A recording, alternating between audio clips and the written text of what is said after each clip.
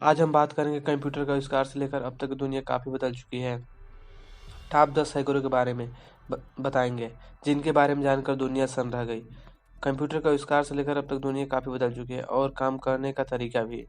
जो पहले हैकर हैं हमारे, उनका नाम है जोनाथन जेम्स। जोनाथन जेम्स को इंटरनेट की दुनिया का कामरेड नाम से जानती है।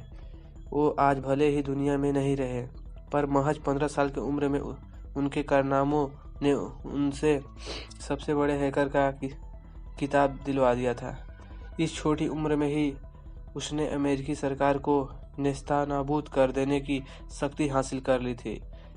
जोनाथन के पास अमेरिकी सरकार के लगभग सभी डाटाबेसों तक पहुंच थी, यहाँ तक कि रक्षा विभाग और नासा के नेटवर्क भी उसकी पहुंच से बाहर नहीं थे। जेम्स ने नासा के नेटवर्क से अंतरिक्ष स्टेशन संचालन की पूरी जानकारी निकाली ली, जिसकी वैल्यू $17 लाख के बराबर थी। मजबूर होकर नासा के अपना नेटवर्क पूरे 3 सप्ताह तक बंद करना पड़ा। बाद में 2007 में जोनाथन को पुलिस ने पकड़ लिया और तमाम आरोप लगाए। जेम्स ने सारे आरोपों को नकार दिया और 2008 में आत्महत्या कर ली। दूसरे जो हमारे हैं, केविन मिटनिक। केविन मिटनिक के कंप्यूटर हैकर बनने की कहानी बेहद दिलचस्प है। केविन को अमेरिका के इतिहास का मोस्ट वांटेड साइबर क्रिमिनल बताया गया है। केविन की जिंदगी पर 2 हॉलीवुड फिल्में भी बन चुकी हैं। 3 साल जेल में गुजारने के बाद उसे 3 साल की निगरानी में रिलीज किया हुआ गया, पर 2.5 साल के लिए फिर जेल भेज दिया गया, क्योंकि उसने अमेरिकी के नेशनल सिक्योरिटी अलर्ट प्रोग्राम में सेंध लगाने के साथ ही कारपोरेट सीक्रेट्स भी चुराए थे।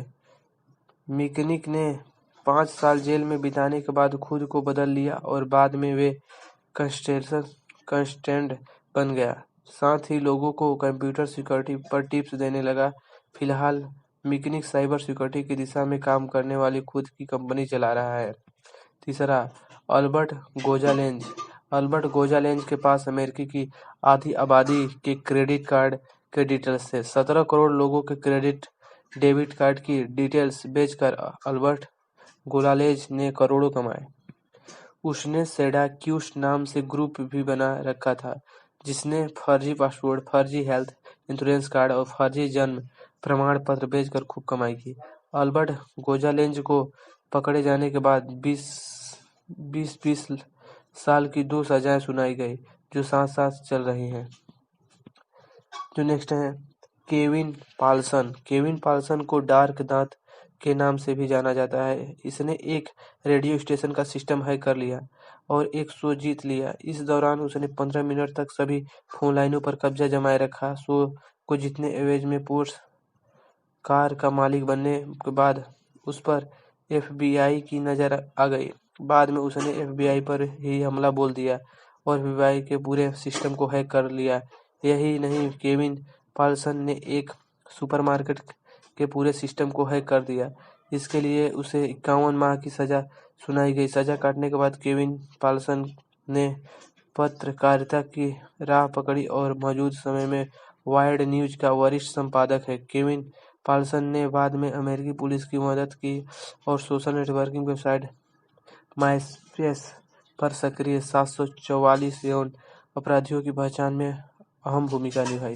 क्या आपको पहले से फैक्ट्स पता हो तो कमेंट में जरूर लिखें। नेक्स्ट, गैर मैकेनिनान। गैर मैकेनिनान इंटरनेट की दुनिया में सोलो के नाम से चर्चित हुआ। उसे दुनिया में सबसे बड़े मिलिट्री ऑपरेशन के सिस्टम को हैक करने का रुतबा हासिल है।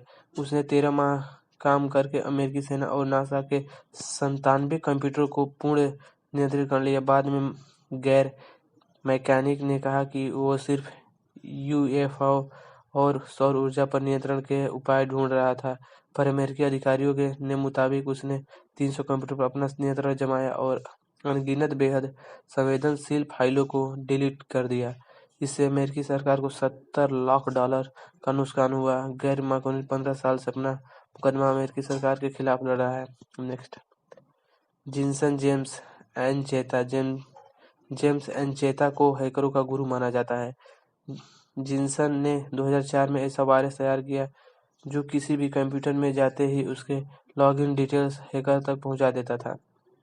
इस वायरस की मदद से जिनसन ने घर बैठे ही 5 लाख कंप्यूटरों तक पहुंच हासिल कर ली और उन्हें अन्य हैकरों तक पहुंचा दिया। 10वीं फेल जिनसन ने पहुंच वाले कंप्यूटरों से कई वेबसाइटों हैक की और उनके मालिकों से पैसा वसूला।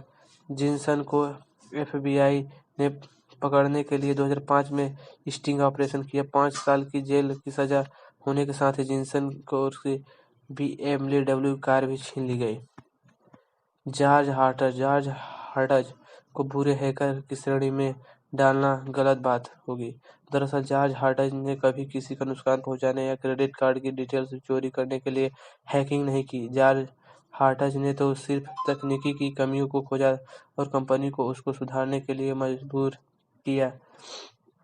खासतौर पर एप्पल जैसी कंपनी को जॉर्ज हार्टज ने आईफोन के सभी मॉडलों को तोड़ निकाला और उन्हें अपने ब्लॉग पर छाप दिया। जॉर्ज हार्टज ने आईफोन, आईपैड के साथ ही आईपैड की कमियां भी सार्वजनिक की। बाद में एप्पल ने जॉर्ज हार्टज को कोर्ट में घसीटा पर कोर्ट के बाहर ही मामले को सुलझा लिया गया। जॉर्ज हार्टज को तकनीकी भेदिया कहे तो गलत नहीं होगा, पर अच्छा भेदिया। नेक्स्ट, एड्रियन लामू का बचपन अभाव में बीता और किशोरावस्था भी उसी होमलेस हैकर भी कहा जाता है।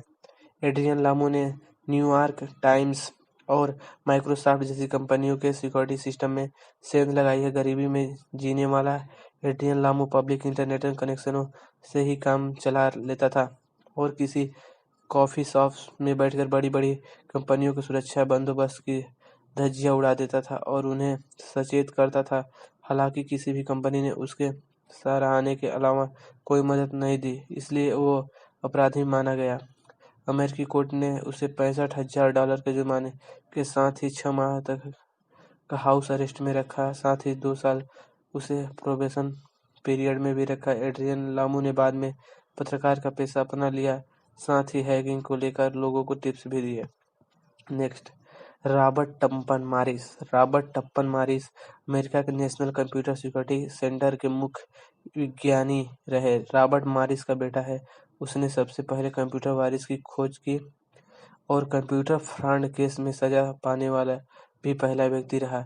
कार्नेल विश्वविद्यालय में पढ़ाई के दौरान मारिस ने वायरस की खोज की और उसे कंप्यूटर की दुनिया में उतार दिया। इससे काफी कंपनियों को नुकसान पहुंचा। रॉबर्ट टप्पन मारिस को 3 साल जेल की सजा सुनाई गई। अब रॉबर्ट टप्पन मारिस एक प्रोफेसर के तौर पर मैसाचुसेट्स इंस्टीट्यूट ऑफ टेक्नोलॉजी में पढ़ते हैं। Next, Owen Walker computer hacking की दुनिया में अकील नाम से पहचाना गया।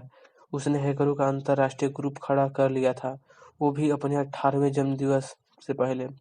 ओवेन वाकर ने एक बाट वायरस बनाकर 13 लाख कंप्यूटर तक अपनी पकड़ बनाई और 18वें जन्मदिवस से पहले $2,60,00,000 का नुकसान किया। एक बाट वायरस से कंप्यूटर अपने आप क्रैश हो जा रहे थे।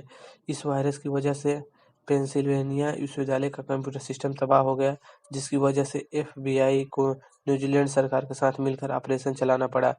तब तक कहीं जाकर ओवन वाकर का गिरफ्तार किया गया। हालांकि अप्रैल 2008 में उसे बिना अपराधी ठहराए कोर्ट ने रिहा कर दिया। कोर्ट का कहना था कि ओवन वाकर ने क्राइम को ध्यान में रखकर ऐसा नहीं किया और न ही कोई फायदा उठाया, वो बस मजे के लिए कर रहा था। ऐसे में अगर उसे सजा होती तो उसका भविष्य भी बर्बाद हो सकता था। मौजूदा समय में ओवेन वाकर एक ऑस्ट्रेलियन टेलीकम्युनिकेशन कंपनी के सिक्योरिटी डिवीजन का हेड है। अगर आपको ये सब फैक्ट्स अच्छे लगे हो, अगर आपको और हैकर्स और कोई इससे रिलेटेड वीडियो चाहिए तो हमारे चैनल को सब्सक्राइब, लाइक एंड शेयर जरूर करें। धन्यवाद।